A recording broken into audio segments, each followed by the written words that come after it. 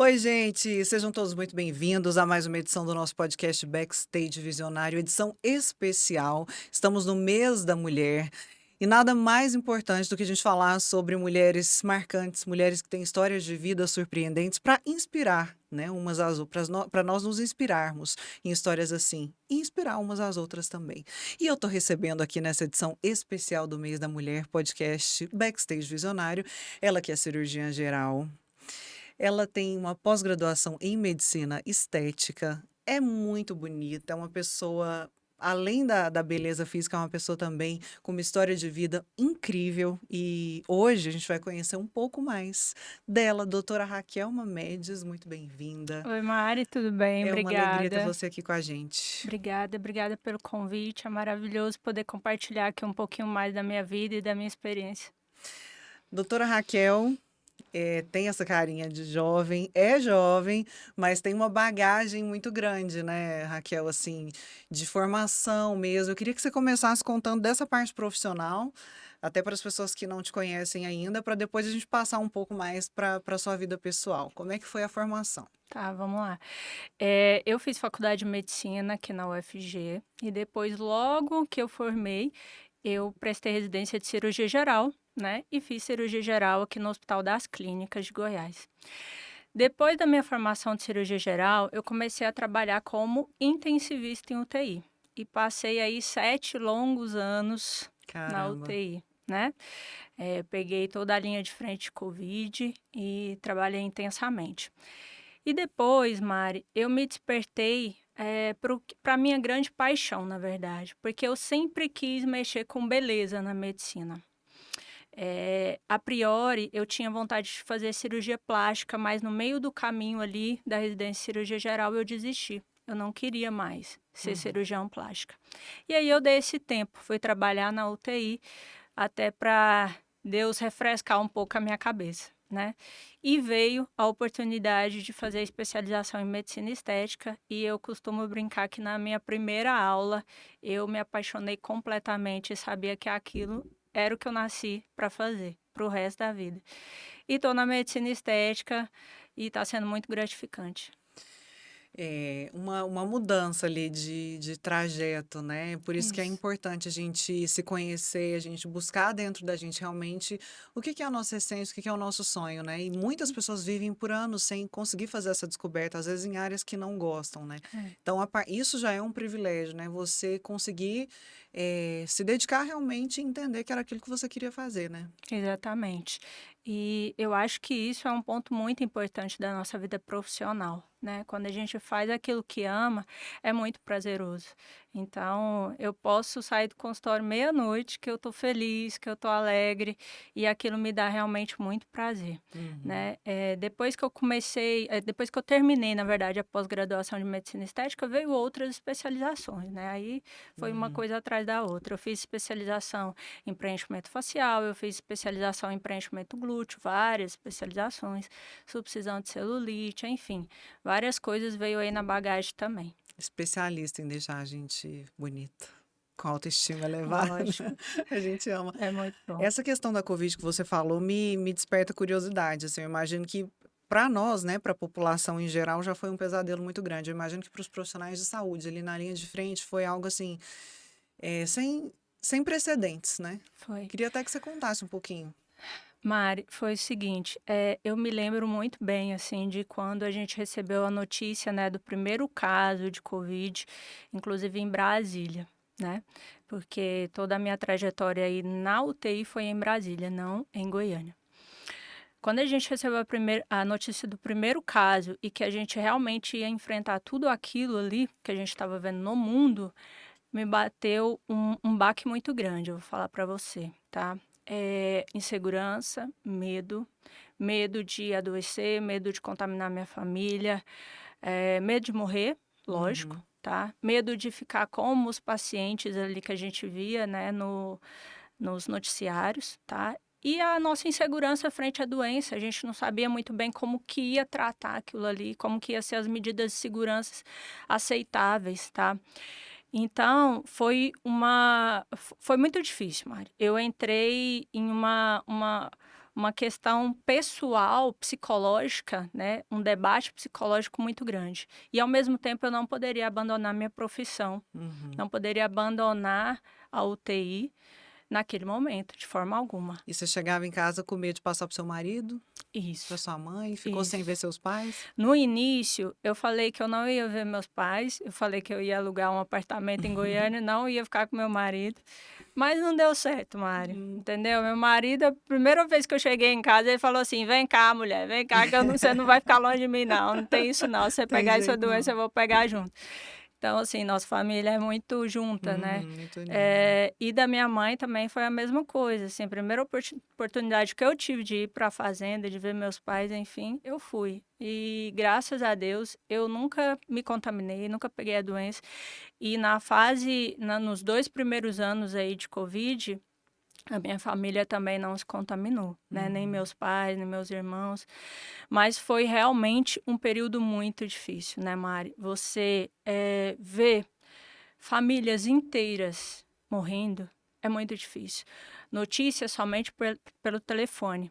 Os Uhum. pacientes internavam na UTI, às vezes passavam 60, 90 dias, né, traqueostomizados ou entubados, enfim, sem a presença dos familiares. E quando os familiares recebiam a notícia de um óbito, por exemplo, não podia nem velar aquele corpo.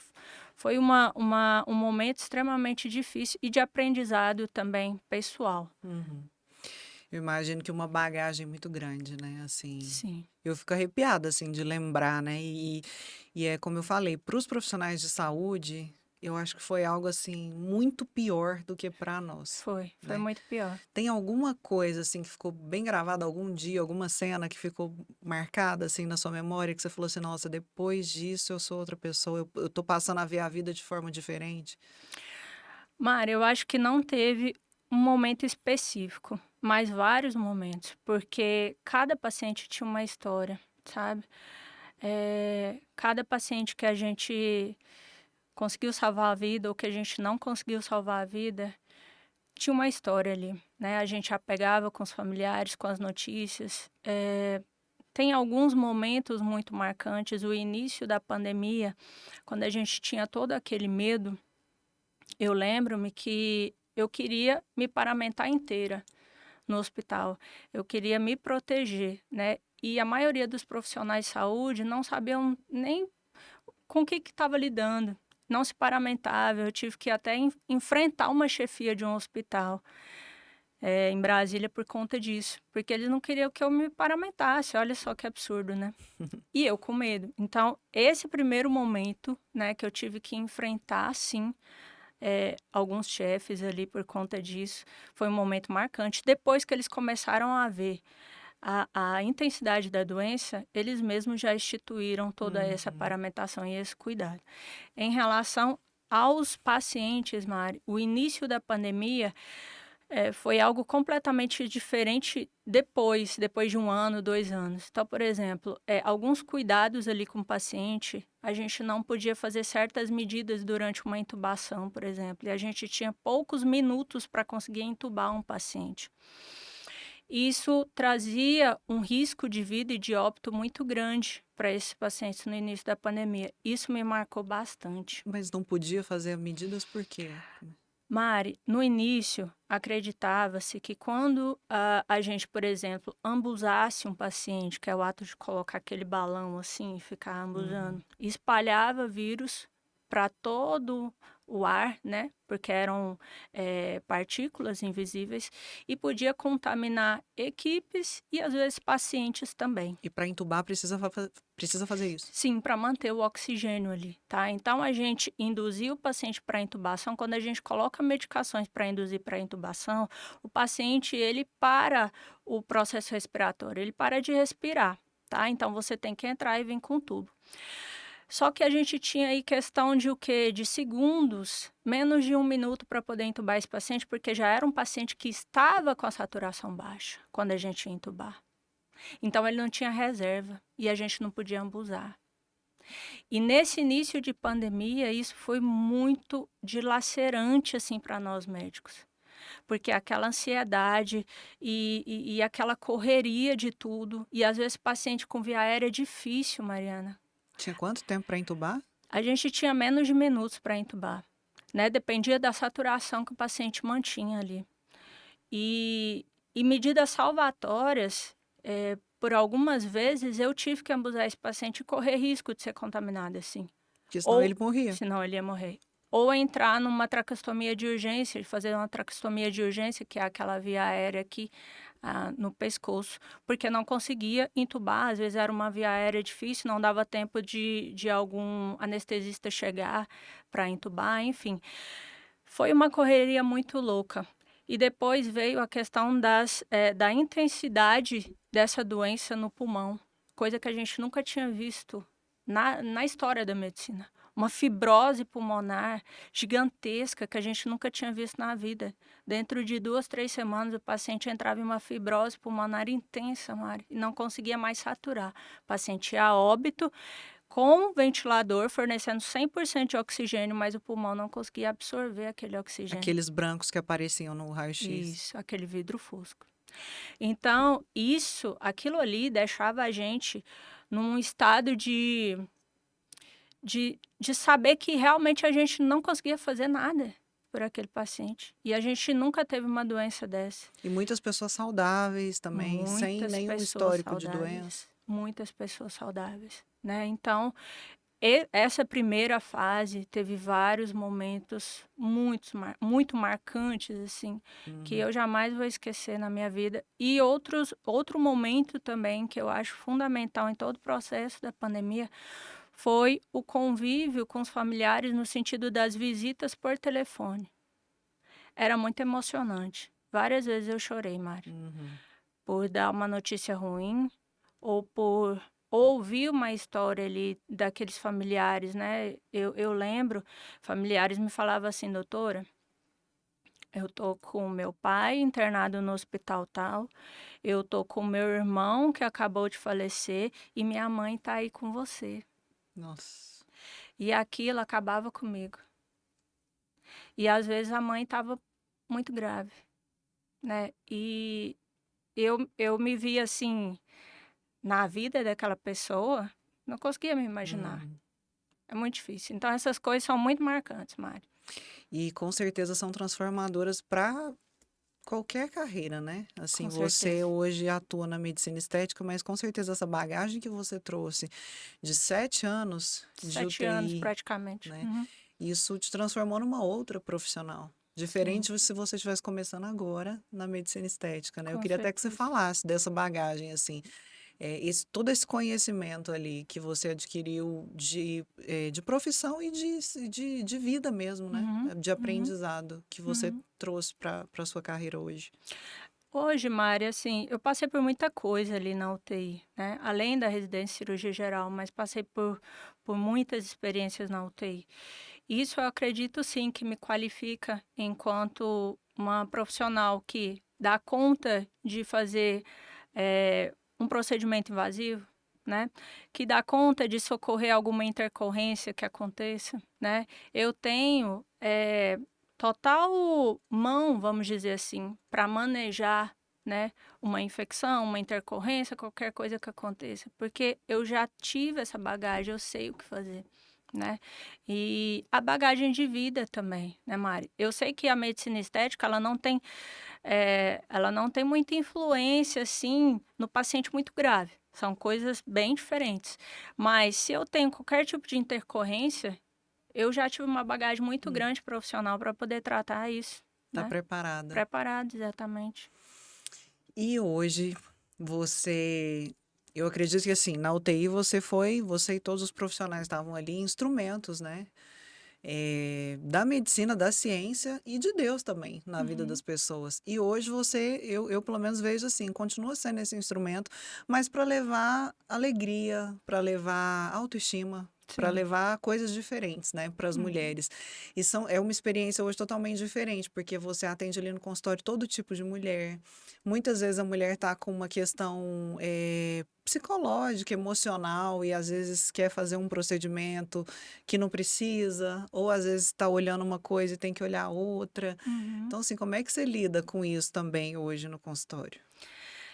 Hoje eu costumo falar que no consultório eu também sou um pouco de psicóloga, né, Uhum, psicoterapeuta, uhum. porque eu lido muito com mulheres, a maioria do meu público realmente é mulher.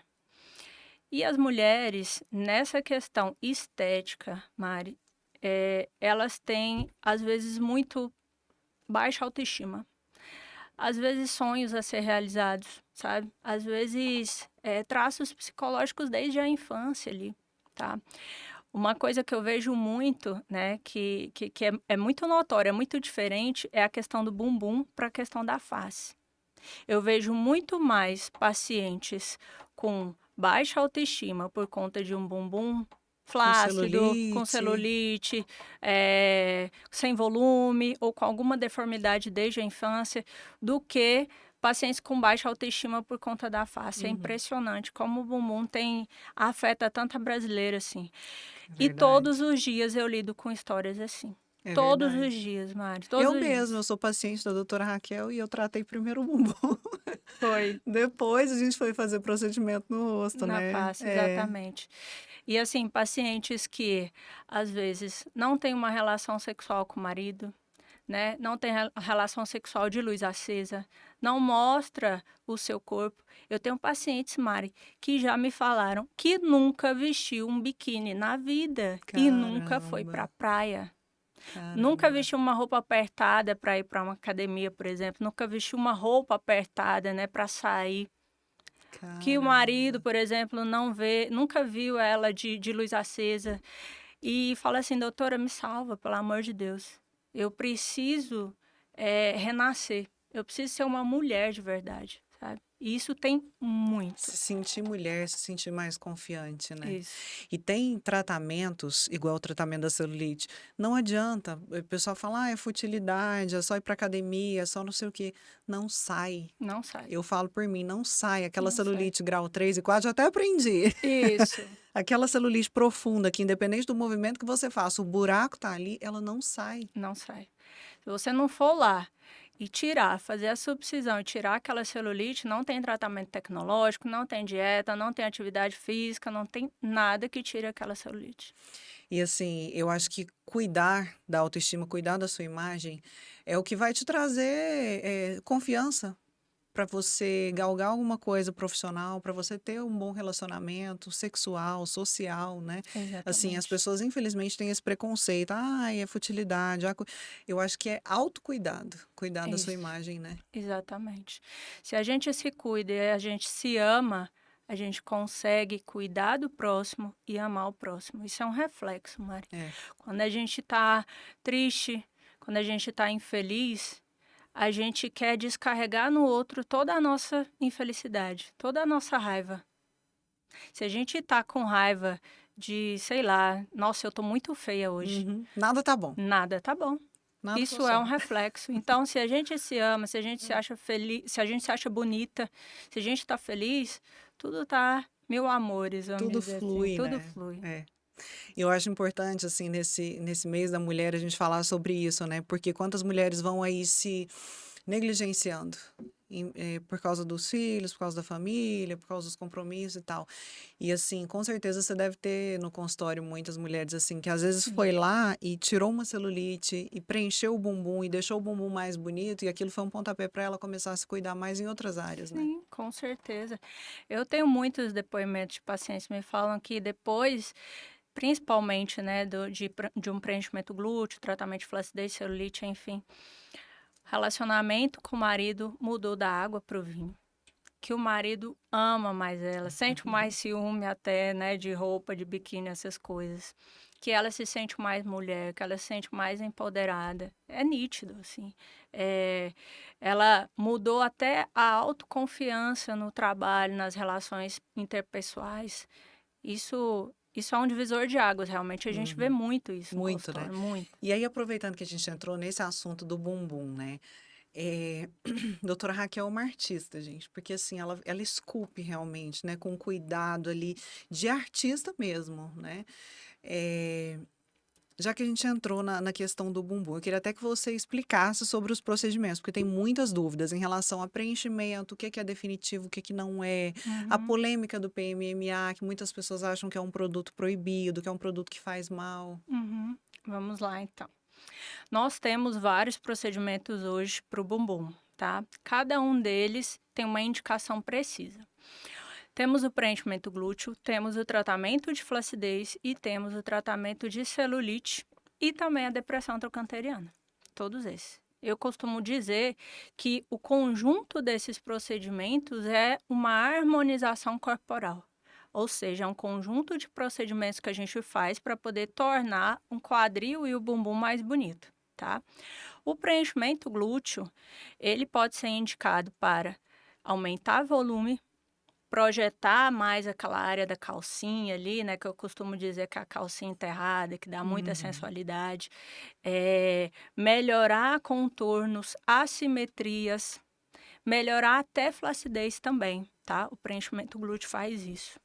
Depressão trochanteriana, esse nome parece ser Nome estranho, difícil, né? né? Exato, mas é aquele buraco ali na lateral do quadril que Uhum. a maioria das mulheres tem. Uhum. A maioria, tá? Então a gente melhora e simetriza aquele buraco ali Deixa o da quadril mais lateral. redondinho, Isso, deixa mais corpo redondinho. violão, né? Exato. E isso diminui até a impressão do tamanho da cintura. Quando você aumenta o quadril, você diminui a impressão da cintura, ou seja, você se acha com a cintura mais fina, Uhum. tá? O tratamento da celulite, que é o tratamento de celulite grau 3 e 4, é com a subcisão de celulite. Celulites com graus menos avançados, 1 e 2, a gente pode tratar com tratamentos tecnológicos, bioestimuladores de colágeno, tá? Uhum. E tratamento de flacidez também, que inclui bioestímulos de colágeno. Então, assim, é uma gama de procedimentos mesmo, Mari, que cada paciente tem que ter um tratamento individualizado, tem que ter Uhum. um planejamento ali, E tem tá? jeito, todo bumbum tem jeito, porque eu imagino que Tem. chega gente lá no consultório e fala, o meu não tem jeito, tem gente, né, pode estar assistindo achando que não tem solução. Exatamente. Esses tratamentos, eles são revolucionários, né? Porque É. eu, pelo menos, não conhecia. Parece que Uhum. até algum tempo atrás só se falava na prótese de silicone no Uhum. glúteo, que Uhum. eu não acho bonito, assim, eu acho muito artificial. Você olha aquele bumbum ali, parece que você vê que tá separado ali a prótese do bumbum, diferente do resultado do preenchimento, que é muito mais natural, né? Isso, exatamente. O preenchimento glúteo realmente é bem mais natural, né? O bumbum com preenchimento glúteo, você não palpa nada. É como se fosse um bumbum normal, só que um pouco mais tonificado. Eu costumo dizer que é como se fosse um bumbum meio de academia, bem Mais treinado, durinho. mais durinho, exatamente. Mas você palpa e você vê e não consegue identificar que o paciente fez nada ali de preenchimento glúteo. Uhum. Então, realmente, é um bumbum muito mais natural. E com o preenchimento glúteo, Mari, a gente consegue tratar muitas queixas. Por quê? Porque a gente consegue simetrizar todo o bumbum, seja na porção superior, seja na porção lateral, inferior, do meio, Hum. tudo. Diferente da prótese de silicone. E da enxertia de gordura, Ah, que tá. os dois são colocados na porção superior do glúteo. Aí quem falta ali embaixo não tem como fazer nada. Piora mais ainda, porque você fica com Não, a ponta no bumbum e embaixo não você tem não consegue volume. fazer nada. Não tem volume, exatamente. Não fica aquele bumbum simétrico redondinho como fica No no preenchimento, preenchimento, né? exatamente. O preenchimento a gente consegue acessar todos esses setores, vamos dizer assim, do bumbum. E por que que existe essa polêmica tão grande em relação ao PMMA? Mari, tem muitos fatores, tá? Vamos relacionar alguns. Primeiro, as pessoas, elas confundem muito o PMMA com produtos clandestinos. São duas coisas completamente diferentes. O PMMA hoje é um produto liberado pela Anvisa desde 2009, é um produto regulamentado e a gente está na quarta geração do PMMA, tá? É uma geração com partículas extremamente seguras, simétricas entre si. tá? E isso fornece muita segurança ao produto. Então, hoje, ele é considerado biocompatível 100%. Ou seja, ser biocompatível é não dar rejeição em hipótese alguma, tá bom? Então, 100% biocompatível. E ele é inerte, ou seja, as partículas não sofrem modificações ao longo dos anos no organismo. Então, aquela partícula vai ficar ali enoveladinha por colágeno para o resto da vida, sem sofrer modificações. Ainda libera colágeno. Ele faz, na verdade, um estímulo para o seu corpo produzir colágeno, tá? Então, o aumento do bumbum, ele não se dá por produto em si. A molécula de PMMA é invisível, Mari. Ela mede 0,04 milímetros de diâmetro. Ela só é vista em microscópio eletrônico. Caramba. Então, a partícula é invisível, ela não tem peso ou ela não tem tamanho necessário para volumizar nada. Tanto é que com 2 semanas de preenchimento glúteo, seu bumbum murcha. Por quê? Porque tudo que é gel ali, que foi usado no preenchimento, é completamente reabsorvido. E fica só essas partículas invisíveis. Então, a partir mais ou menos de 2 semanas, começa essa indução de produção de colágeno no seu organismo. E aí, o seu próprio organismo produz colágeno ao redor de cada micropartícula daquela. E a produção é muito grande, porque hoje o PMMA é um bioestimulador de colágeno o mais potente que existe no mercado hoje. Ele faz uma indução muito abrupta, brusca de colágeno no corpo. E todo esse colágeno produzido, que é seu, que é sua própria fibra, é responsável por aumentar o tamanho daquele bumbum. Essa produção de colágeno fica aí até mais ou menos 3, 4 meses, mais ou menos, e o seu bumbum atinge um resultado final próprio, né? Que é assim, natural, por conta do seu colágeno. E o resultado final é extremamente individualizado. Depende realmente da potência de produção de colágeno de cada paciente, tá? Então, esse preenchimento com o PMMA de 4ª geração, hoje, é um procedimento extremamente seguro. É um procedimento que tem taxa de complicação de cerca de 1,3%, é muito baixo. A prótese de silicone é cerca de 27% e o lipoenxertia é cerca de 11%. Então, Caramba. hoje é o procedimento considerado mais seguro e com menos risco de intercorrências, comparando esses outros procedimentos. Muita gente que talvez não tenha esse conhecimento fala, até às vezes outros profissionais médicos que não são da área, eu já vi falando, não, mas escorre, daqui uns anos esse preenchimento vai descer. Não existe isso porque ele é dentro do músculo, né? E outra coisa, o PMMA, ele não migra.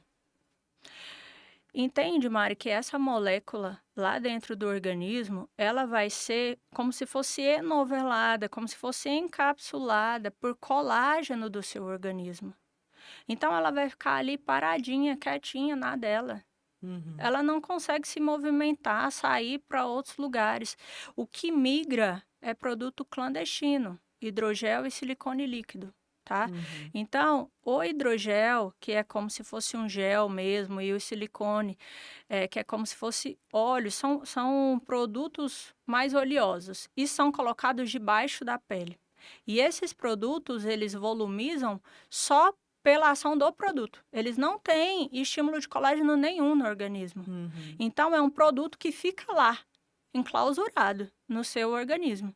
E esse produto, ele pode escorrer, ele pode sair do lugar, sim, ao longo dos anos, ele pode gerar uma necrose ao longo dos anos, ele pode gerar uma infecção ao longo dos anos, ele pode gerar algum tipo de rejeição. Então, todas essas notícias, até a pergunta anterior que você me falou, né? Todas essas notícias veiculadas são de produtos clandestinos, não são referentes a PMMA. E aí eu vou te falar mais, Mari. Existe um mercado clandestino muito grande ainda. Isso é questão de saúde pública. Muitos pacientes vão à procura de fazer um preenchimento com PMMA e o profissional coloca produto clandestino no paciente. Coloca hidrogel, coloca silicone líquido, e aí quando isso complica, o paciente chega no médico ou no pronto-socorro ou em algum profissional para ajudar ele falando que é PMMA. E hoje, profissionais que não são da área, profissionais que não são especializados, nem sequer sabem diferenciar um PMMA de um produto clandestino em uma ressonância, uma tomografia ou um ultrassom. E aí vai virando bola de neve. Porque aí o profissional recebe a informação do paciente, que o paciente acha que é PMMA, ele coloca aquilo no prontuário e difunde como se fosse PMMA. E não é. E aí o produto vai ficando mal falado por uma questão de mau uso mesmo, de gente que nem tem conhecimento, né? E Exatamente. eu acho que vale o alerta também para as pessoas que fazem esse tipo de procedimento com profissionais não médicos, né? Exatamente. E outra, pacientes que procuram baixo preço. Então, é muito importante os pacientes terem consciência de que o procedimento, ele tem uma faixa de preço. Vocês que procuram procedimentos com um preço muito baixo, menor do que o mercado, cuidado, se liguem. Pode ser produto clandestino, né? Uhum. O preenchimento glúteo hoje com PMMA, Mari, ele só é liberado para médicos. Por quê? A empresa não pode fornecer alta quantidade de PMMA para profissionais não médicos. Então, se liguem, gente, Uhum. tá? Então, o preenchimento glúteo com PMMA em si, hoje, só pode ser feito por médicos. Uhum.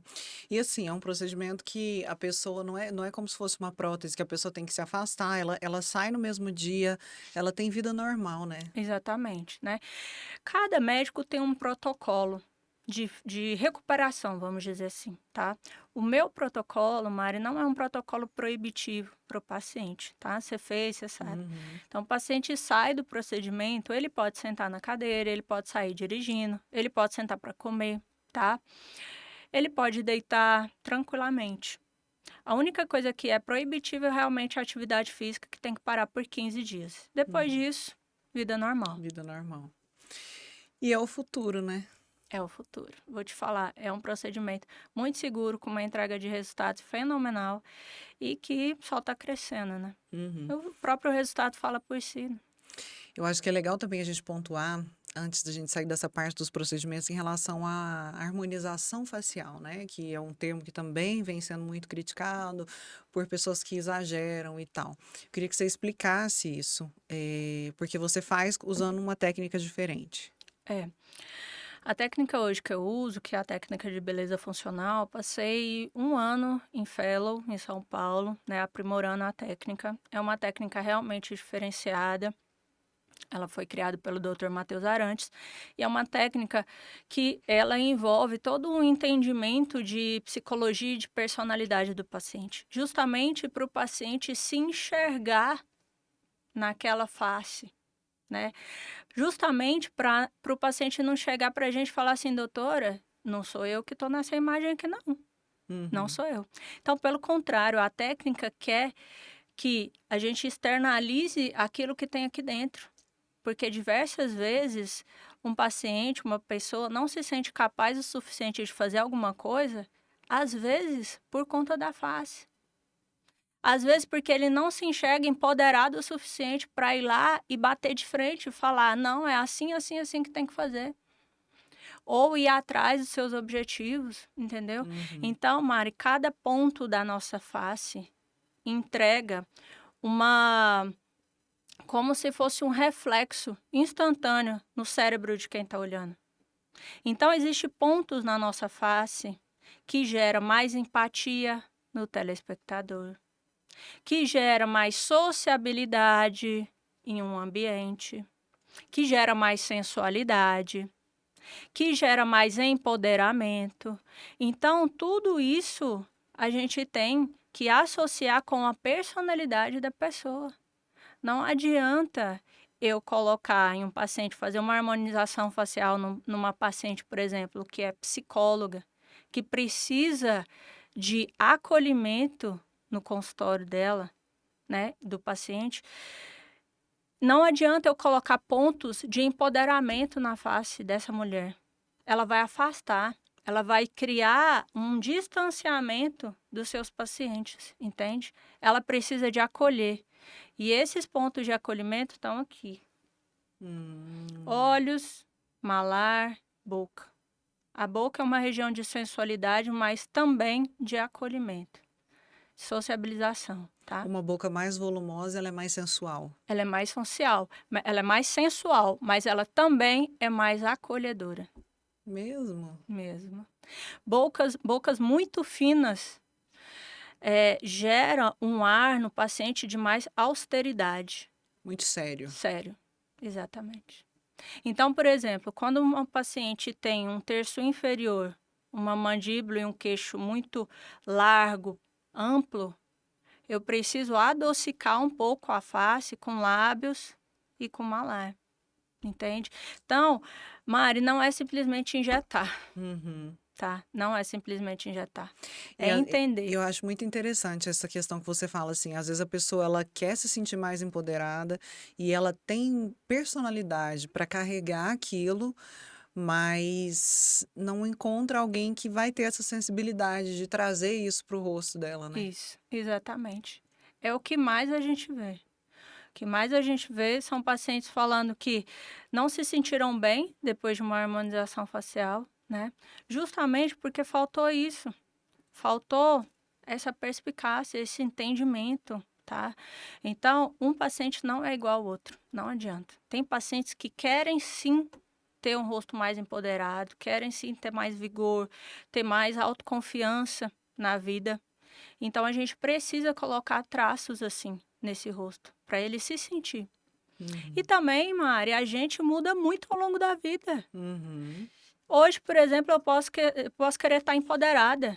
Amanhã ou daqui 5 anos eu posso querer estar, sei Mais lá, só com discreta. meus filhos, discreto, uma coisinha adocicada só, terço médio, enfim, entende? Uhum. Então, a gente é muito mutável. E a gente tem que entender o que estamos passando naquele momento, até para a gente se sentir melhor. A face, ela tem muito disso, muito de você combinar traços sociais com a personalidade da pessoa. Uhum. Vamos falar com as mulheres com mais de 30 agora, o que Vamos. que traz mais jovialidade para o rosto? Olha, eu acho que é um conjunto ali, Mário, porque a partir de 30 anos de idade, você sabe que nosso colágeno começa a ir Uhum. embora Diz que a gente perde 1% por ano, por né? ano, Oh, tá? Deus, acho que Então, eu tô perdendo 5. nosso colágeno começa a acabar. E isso gera uma flacidez na face e também começo aí de linhas de expressão, de rugas, tá? Uhum. Além disso, a partir dos 30 anos de idade, a gente começa a ter também reabsorção de coxins gordurosos, ou seja, coxins gordurosos, quando eu falo, é todo esse traço de bochechinha, de queixo, de mandíbula, todas as gorduras da nossa face que faz dar um traço bonito e jovem. Então, começa a ser reabsorvido. Além disso, reabsorção óssea também, ao longo dos anos. Uhum. Então, a face, ela vai, além da pele ficar flácida, com rugas e envelhecida, a pele também vai murchando, vai sendo Uhum. reabsorvido tudo. E aí a gente vai caindo, dando Uhum. aquele aspecto de face derretida ao longo do tempo. Então, a partir dos 30 anos de idade, a gente precisa realmente cuidar. Uhum. Além de cuidar da pele, por conta da perda de colágeno, a gente precisa cuidar desses coxins gordurosos, com Uhum. preenchimento. Essa modificação óssea não tem como fazer nada, Não tem como. mas tem como trazer mais estrutura para o rosto. Isso, exatamente, com preenchimento. Uhum. E isso deixa o paciente jovem mais tempo. Então, uma paciente que começa a se cuidar ali com 30 anos de idade, ela vai ficar muito mais bonita, por exemplo, aos 50, do que aquela paciente com 50 anos que começou a se cuidar com 50. Entende? Então, é uma caminhada. É uma Uhum. caminhada de manter a jovialidade A questão do botox preventivo, né, também é também, importante. para evitar que as rugas se fixam ali, né? Então, o botox ele é necessário para diminuir a contratilidade muscular e evitar que comece a vincar na testa, nos olhos, né? Uhum. Principalmente nessas regiões. Porque ele paralisa o músculo, então se você para de fazer o movimento, sua pele não vai rachar, Isso, né. Você até trouxe exatamente. alguns produtos para a gente entender a diferença. Eu trouxe aqui alguns exemplos do PMMA, Uhum. na verdade, porque eu acho muito importante as pessoas saberem, tá? Uhum. como a gente estava falando de produto clandestino, eu acho que as pessoas, elas têm que exigir, quando vai Uhum. fazer qualquer tipo de preenchimento com PMMA, tem que exigir que o profissional mostre a caixa, que o profissional mostre o selo que vem dentro, tá? Então, eu costumo dar o selo para o paciente. Uhum. Aqui, Mari, a gente tem 3 caixas. Uhum. A gente tem hoje 2 marcas liberadas pela Anvisa, tá? Vamos lá. Linha Uhum. Safe e Biosymmetric, tá? Eu trouxe aqui esse exemplo da Biosymmetric, o PMMA de 10%, de 15% e de 30%. É o que essa porcentagem? Então, muito importante, cada porcentagem é usada em uma profundidade de tecido. Ou seja, o PMMA de 30%, ele só pode ser colocado em profundidades grandes, dentro de músculo, perto de ossos. E é com ele que a gente faz o preenchimento glúteo, a gente coloca dentro do músculo glúteo. O PMMA de 15% ou de 10% são os bioestimuladores de colágeno que a gente faz para flacidez e para depressão trocanteriana, porque aí a gente coloca debaixo da pele, entende? Naquela Uhum. parte subcutânea. Então, a gente usa produtos menos concentrados, onde é mais superficializado, e produto mais concentrado na Na profundidade. parte mais profunda. Exato. Dentro da caixa, quando a gente abre aqui, eu quero muito mostrar o produto, tá? Então, ele vem nessas seringuinhas, tá vendo? Ah, já vem É um praticamente gelzinho, pronto. isso. E cada porcentagem quer dizer o quê? A concentração de partículas de PMMA que tem dentro de cada seringa. Uhum. Então, o de 30% tem 30% de partículas de PMMA. E o de 10% tem somente 10% ali. O restante é só um gelzinho veiculador, que Uhum. esse gel é completamente reabsorvido, ele não tem função nenhuma no organismo, tá? Certo. E dentro da caixa vem esse selinho, que é o que eu gosto de dar para o paciente no consultório, tá? Hum.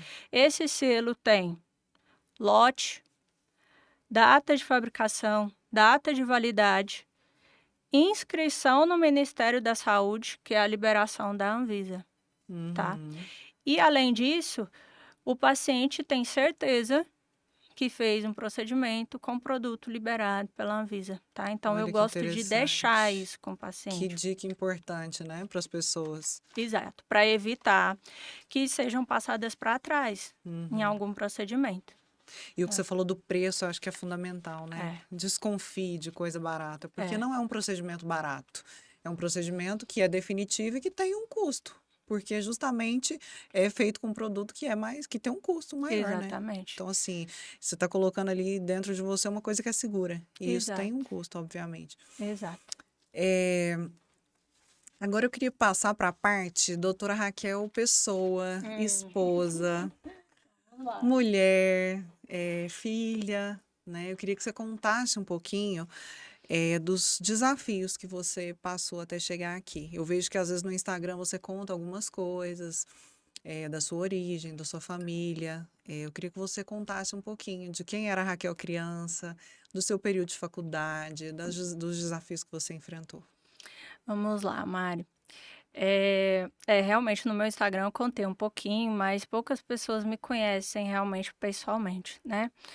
É, eu vim de uma família, você me conhece aí, né, Mari? Vim de uma família classe média ali, eu considero classe média baixa. Meu pai sempre quis ser médico, mas meu pai nunca teve um estudo suficiente para fazer uma faculdade, tá? E nunca teve dinheiro suficiente para pagar uma particular. Então ele não tinha estudo para passar numa federal e não tinha dinheiro para pagar uma particular. E o grande sonho da vida dele era ser médico.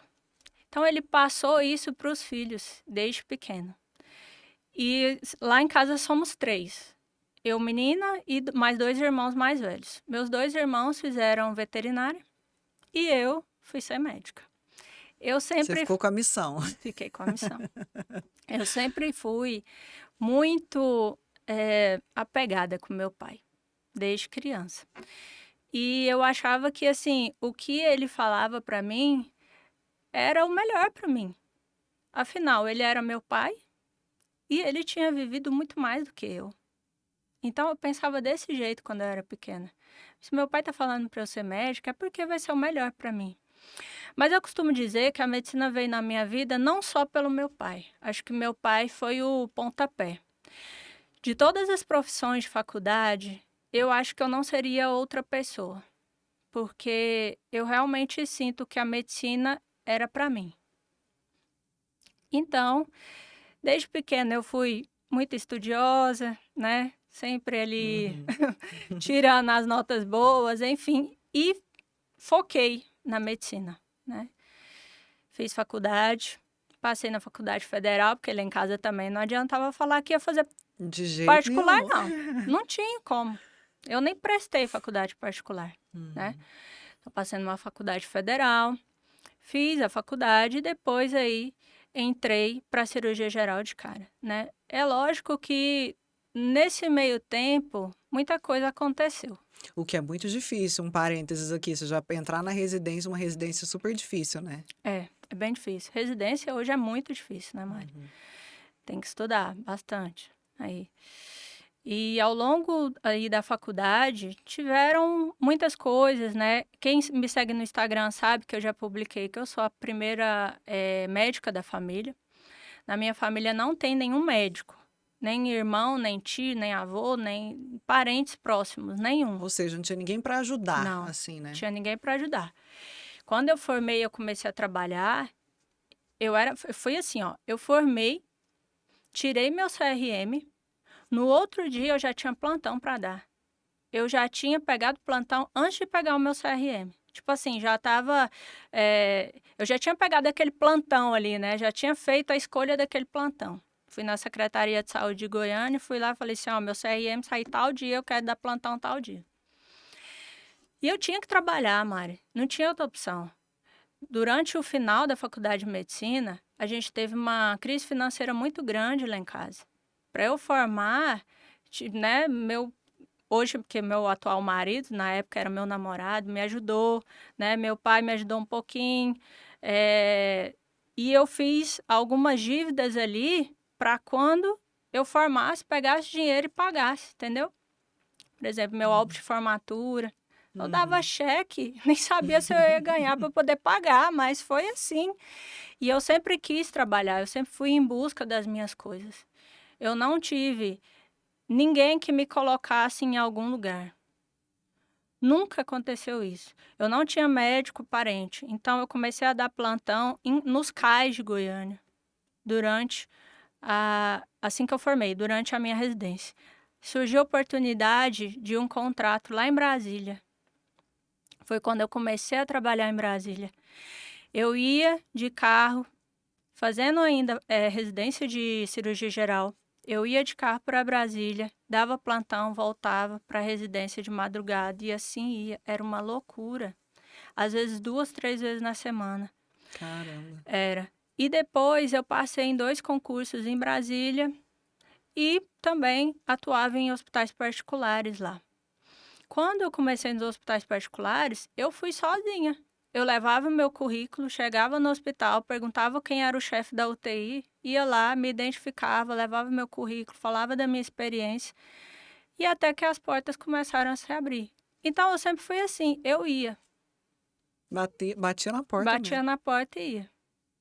Exatamente. E não foi fácil, né? Quando você olha para trás assim, o que que foi mais difícil? Mari, tem algumas coisas na minha vida que foram difíceis, assim. Uma parte na minha vida que foi muito difícil. A formação mesmo de medicina, ela eu não falo nem que foi muito difícil, eu falo que foi a faculdade, quando a gente entra, é um baque muito grande, porque a gente não sabe como é ser médico. Ser médico é uma responsabilidade muito grande. E a gente vivencia isso na faculdade de medicina, que a gente não sabia que era assim. Então a gente já escolhe ser gente grande, com muita responsabilidade ali na faculdade de medicina. Depois que a gente forma, que a gente pega todo esse mercado, a gente vai se descobrindo como pessoa, como profissional, até chegar no que a gente quer. né. Então, durante a faculdade, apesar de eu não ter tido nenhum parente médico, nada que me auxiliasse, foi tranquilo, assim. Eu não falo que foi sofrido não, tá. E depois, na minha formação, depois do mercado de trabalho, realmente foi difícil eu conquistar, porque muitas vezes a pessoa te emprega quando tem referência de você. Uhum, E quando você não tem uma pré-referência, né, quando você está saindo para o mercado de trabalho, esse início é muito difícil. uhum, Depois que você começa a trabalhar, que as pessoas veem que você é capaz, né, das pessoas uhum, veem seu conhecimento, aí as portas se abrem, aí fica mais fácil. uhum. De tudo, assim, desse período, você acha que o mais difícil foi realmente essa questão de conseguir a primeira oportunidade? O que para a mulher, eu acho que até aproveitando o gancho do mês da mulher, né, já tem um dificultador a mais, né, uma mulher vaidosa, uma mulher que se cuida, que gosta de se produzir, ela já, às vezes, recebe ali um preconceitozinho na entrada, né? Eu sempre sofri muito preconceito, desde a faculdade, porque, eu sempre gostei de me arrumar, eu sempre gostei de me maquiar, eu era diferente. Então, eu sempre sofri com isso. No mercado de trabalho, ainda mais, que as pessoas não botam confiança, Mari. Uhum. As pessoas acham ou que você é inteligente ou que você Ou é que bonita. não pode ser os dois. Não. E a gente tem um desafio muito grande. Hoje eu tô numa área que me favorece, a medicina estética. Então, as pacientes adoram, né? Os pacientes Uhum, chegam no consultório, gostam, né? Ai, doutora, sua roupa, o seu uhum, cabelo, a sua maquiagem. Mas nem sempre foi assim. Nem sempre, tá? Então, eu sofri muito essa questão de preconceito, né? Mas eu nunca me deixei abater com isso, Mari. uhum, Porque eu sempre fui a Raquel. uhum, Eu nunca fui uma pessoa, que se desvencilhasse dessa identidade, entendeu? uhum. Então é isso que eu gosto e é isso que eu vou ser. É muito interessante você falar isso, porque eu recebo críticas demais, assim, também, por essa questão, não é jornalista mais, agora trabalha com internet, agora virou blogueira e tal. Então, todas as mulheres têm algum tipo de desafio, todas as mulheres que se destacam de alguma maneira pelas questões físicas, né? E Uhum, desde o início do jornalismo também enfrentei isso, até o que você falou, até você provar que você é capaz, até as pessoas te conhecerem, leva um tempo. uhum. Só que eu acho que a gente vai ficando com a casca grossa. É, E a gente vai entendendo quem a gente é, né? Porque assim, não é o que o exato, outro vai falar que me define, eu sei o que eu sou. Então, acho que essa exatamente. é a mensagem também, né, pra gente deixar nessa questão das mulheres, assim, é você se preencher do que você é. É, Né? E porque exatamente. às vezes quando você está inseguro em relação a quem você é, você não se conhece direito. E às vezes quando a gente é até mais nova, né? A Uhum, gente não tem tanta segurança de quem a gente é. Aí às vezes o que o outro fala pode te definir, né? exatamente. Isso aí é muito importante. Não deixar que isso aconteça, né? Isso. Não, você não deixar se perder, né, na opinião alheia. Uhum. Isso é muito Como importante. que você se enxerga hoje? Você se enxerga com orgulho? Você se enxerga como uma vencedora? Sim, eu me enxergo como uma vencedora, eu sou muito orgulhosa de toda a minha trajetória, né, que eu tive. Eu vou abrir um pouco meu coração aqui, em uma parte da minha vida, e que até pessoas do meu ciclo social não sabem dessa parte da minha vida. Mas eu senti muita necessidade de começar a falar sobre isso, Mari, porque eu comecei a ouvir realmente um chamado para contar minha história. Então, eu com 18 anos de idade, assim que eu entrei na faculdade de medicina, eu fui diagnosticada com osteosarcoma de coluna. Era um tumor maligno e muito invasivo. Um baque, né? Um baque, assim, acabou de De entrar na realizar o seu faculdade. sonho, né? Isso. E aí, depois veio todo o diagnóstico e tudo, eu consegui conciliar o tratamento com a faculdade de medicina, né? E poucas pessoas do meu ciclo de convivência sabem desse período e realmente sabem o que aconteceu, todos os detalhes ali que aconteceu. Foi um período de aprendizado muito grande, sofrimento muito grande, né? Eu passei por quimioterapia, várias quimioterapias, eu coloquei Pertocate. É o que Todo isso? Pertocate é um catéter por onde toma a quimioterapia. Todo o meu cabelo caiu, minha sobrancelha, meus cílios, eu usava peruca na faculdade de medicina. Mas nunca me deixei abater em nenhum momento. E eu sabia que o que eu estava passando tinha um propósito.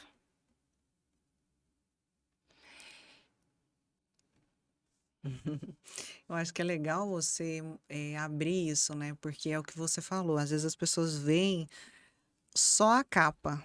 Ah, doutora Raquel, médica bem-sucedida, bonita, não sei o quê. E é importante você mostrar isso, né? E eu acho que o que você falou sobre chamado é muito legal, porque é você testemunhar para pessoas que estão passando alguma coisa parecida entenderem que não é o fim, né? Porque Isso. eu imagino a sua cabeça com 17 anos, 18. 18 anos, o momento que você recebe um diagnóstico como esse. Isso. Realmente foi muito difícil para mim, para toda a minha família, meus pais. Meu pai entrou em depressão, minha mãe emagreceu junto comigo, né? Foi aterrorizante, na verdade, esse período. Mas eu sabia que aquilo tinha um propósito para eu passar.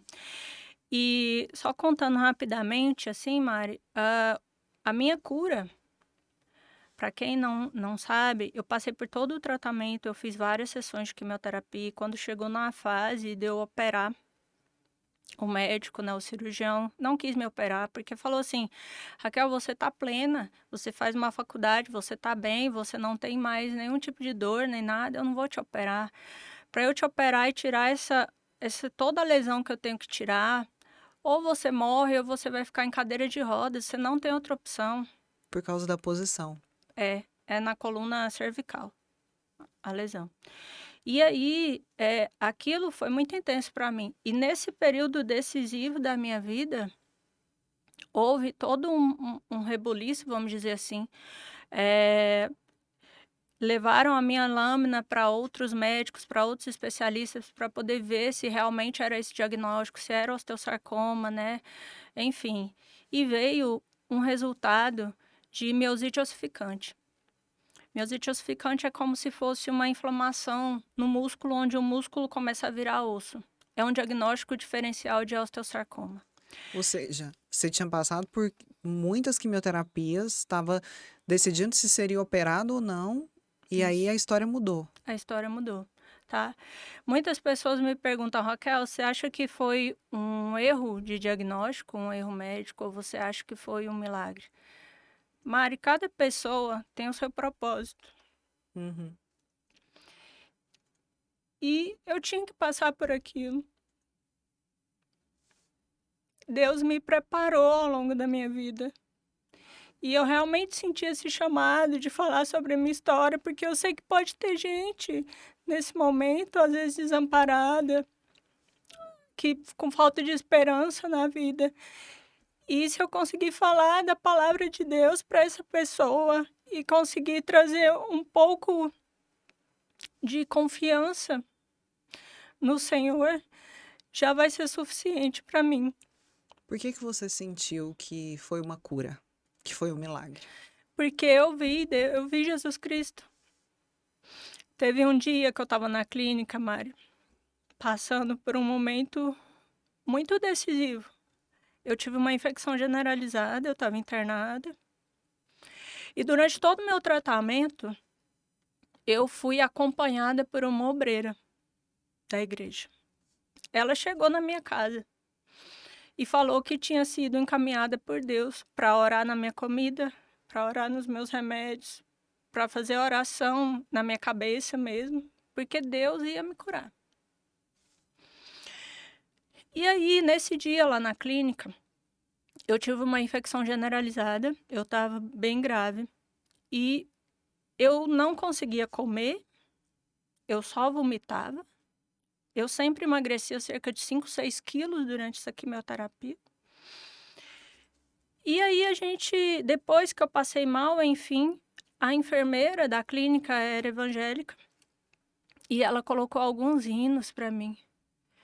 E esse hino, sabe aquele assim, recebe a cura, Ludmilla Lindo. Ferber, isso. Eu ouvi esse hino e adormeci.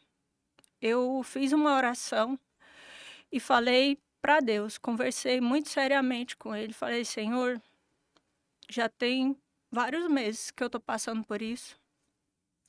Eu tô se chegando no meu limite.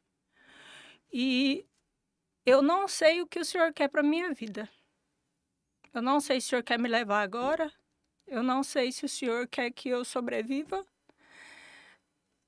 Eu não queria morrer, porque eu não queria deixar meu pai e minha mãe aqui. Mas se for para eu sobreviver, que o Senhor me cure essa noite. Porque eu não quero mais passar por isso, eu não dou conta.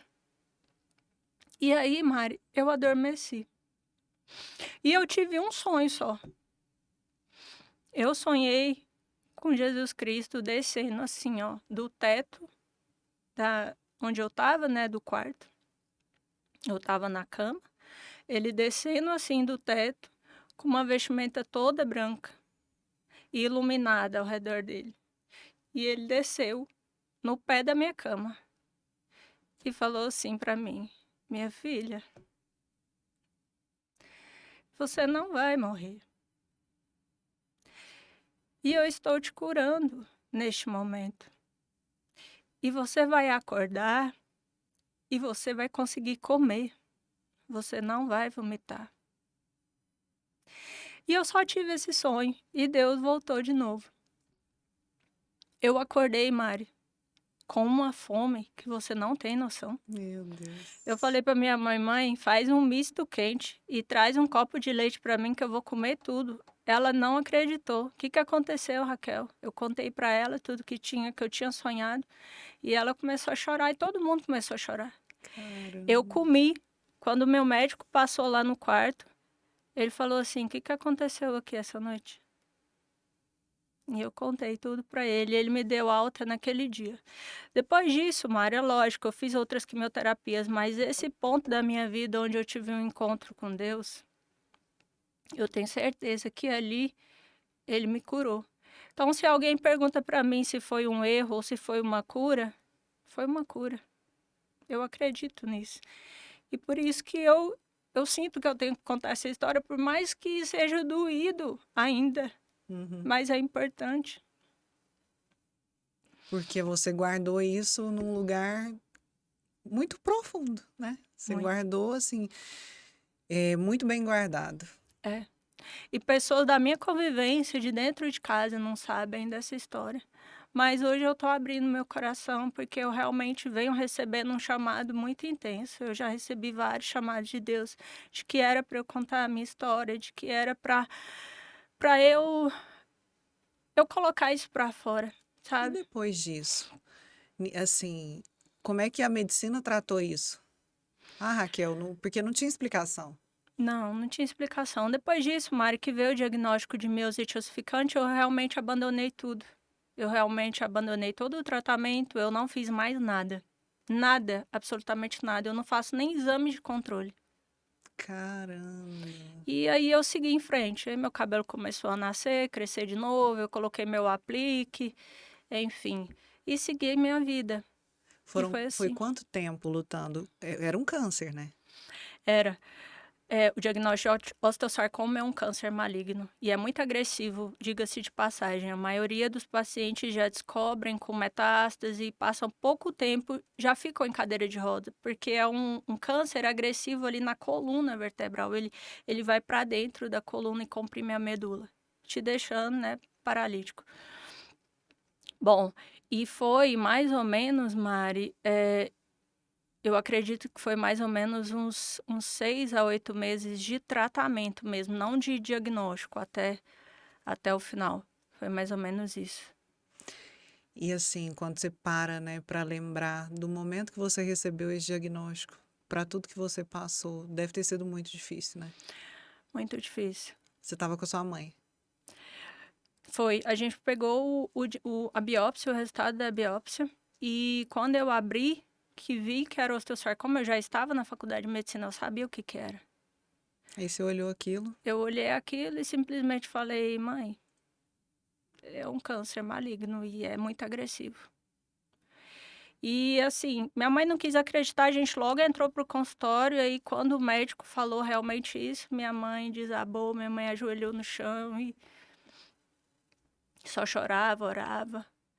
E aquele dia foi muito intenso para mim, porque eu lembro assim que a gente indo embora para casa, eu via as pessoas passando na rua e falava assim, gente, como nossa vida é efêmera, frágil, né? frágil. Eu com um diagnóstico desse, com 18 anos de idade, e achava que eu nunca tive certeza que eu fosse morrer mesmo, Mari. Eu sempre confiei muito, sabe? Minha mãe também. Minha mãe nunca achou que eu tivesse doente. E eu nunca achei que eu fosse morrer, a não ser nesse dia específico que eu tive essa conversa com Deus, porque eu realmente estava piorando. Então, é um baque, a gente muda toda a nossa visão de vida. A gente passa a dar valor extremo na família, na saúde, nas pequenas coisas, entendeu? E eu nunca quis, Mari, que ninguém sentisse dó de mim. Nunca quis. Eu não deixava ninguém me ver careca, por exemplo. Só minha mãe, meu pai e meus irmãos. Eu tinha um namorado nessa época, não era o meu atual marido, e ele nunca me viu careca. Eu nunca deixei ele me ver, sempre com peruca.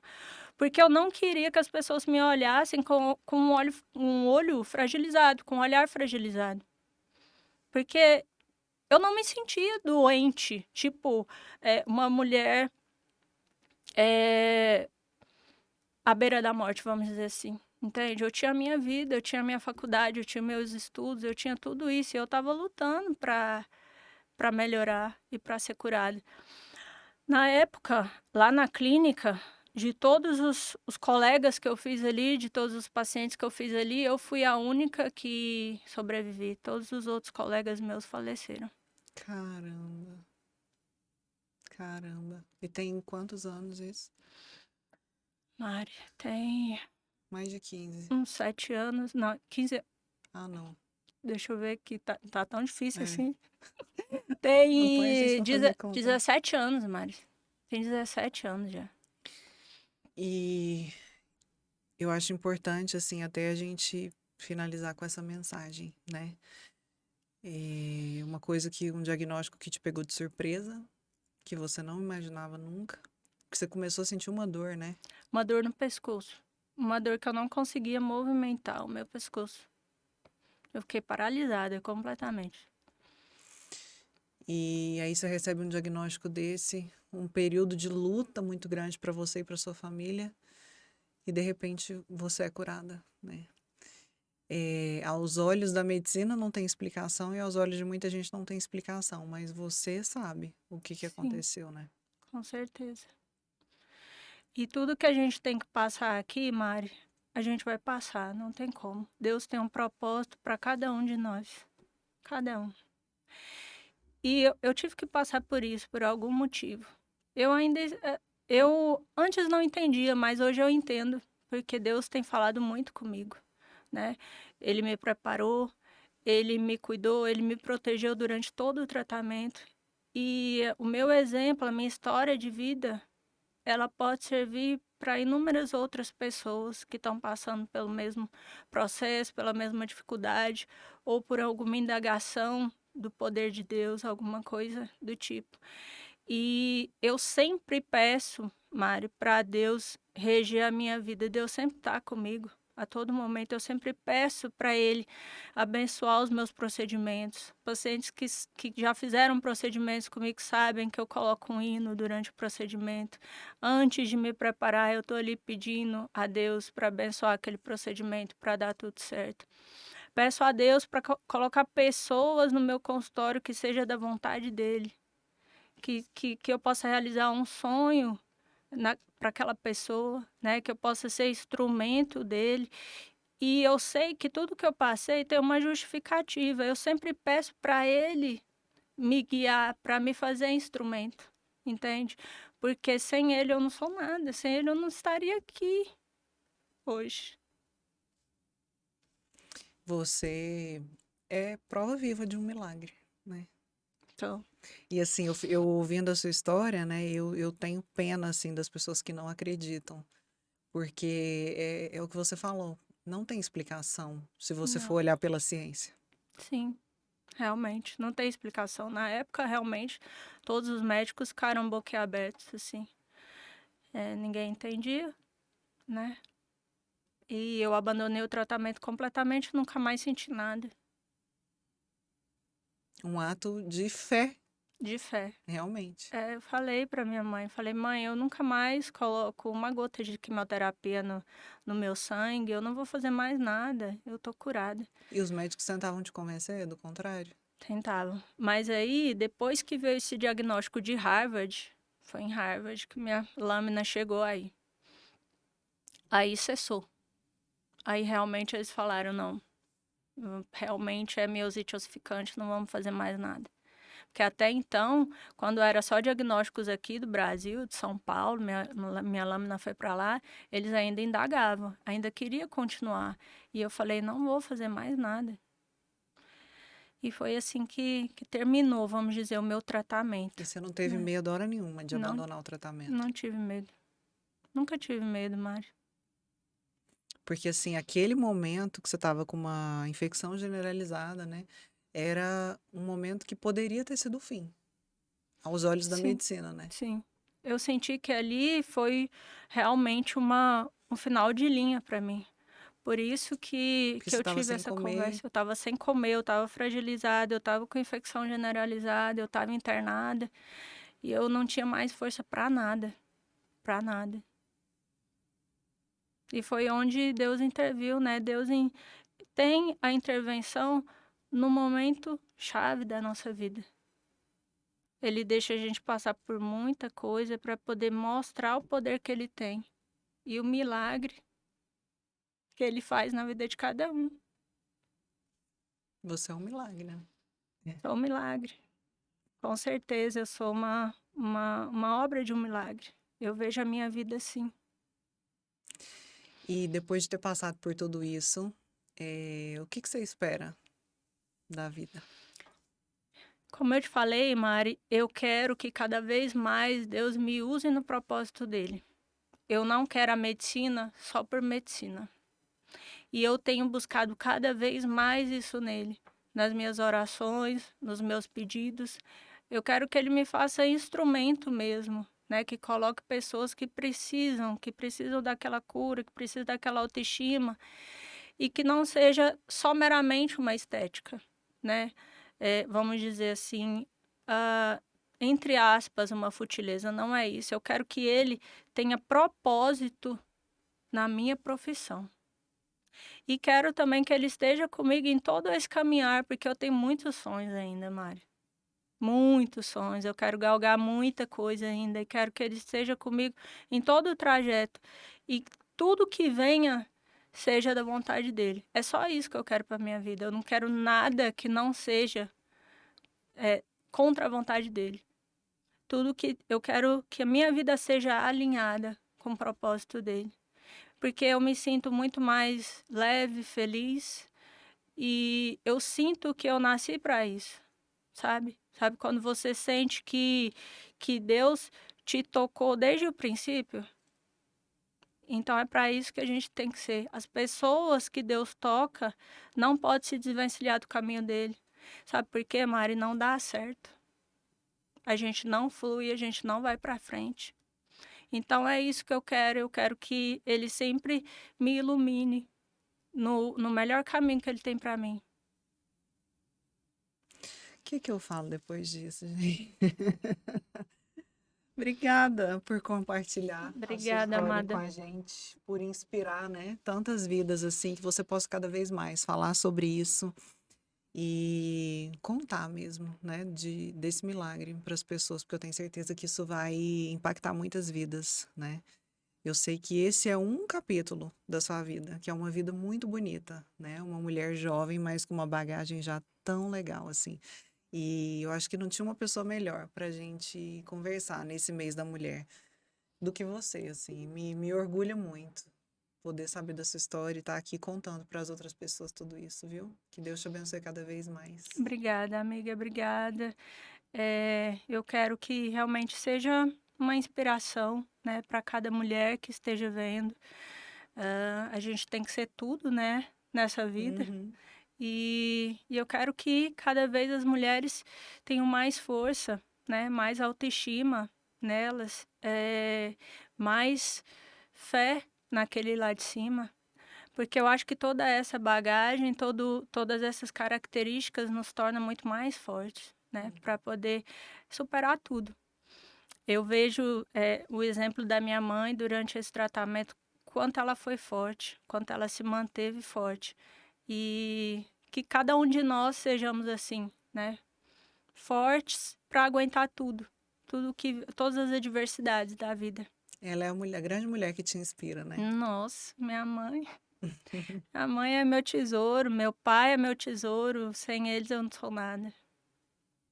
E uma mulher tão forte assim, tendo te criado, com certeza isso refletiu em você, ser essa mulher Muito, corajosa também, né? muito. Sempre, sempre. Uma qualidade que você mais admira nela é coragem? Coragem, compaixão, amor. A minha mãe é uma pessoa que... Não existe uma pessoa que não goste da minha mãe. Ela é uma pessoa extremamente amável, bondosa de coração. Ela é tudo na minha vida. Em nome de Dona Anísia e de Raquel, a gente homenageia todas as mulheres que acompanharam, que estão aqui com a gente. Muito obrigada, viu? Tô Obrigada a você, feliz com a amor. nossa conversa. Eu tenho certeza que vai Também. tocar muitos corações. Essa foi uma edição especial do nosso podcast Backstage Visionário e que a gente possa ter outras conversas ainda, porque eu tenho certeza que você tem muito ainda para acrescentar e para agregar na nossa vida, viu? Vai ser um prazer enorme voltar aqui, Mari. Obrigada por tudo. Um beijo para você que Um acompanhou a beijo. gente.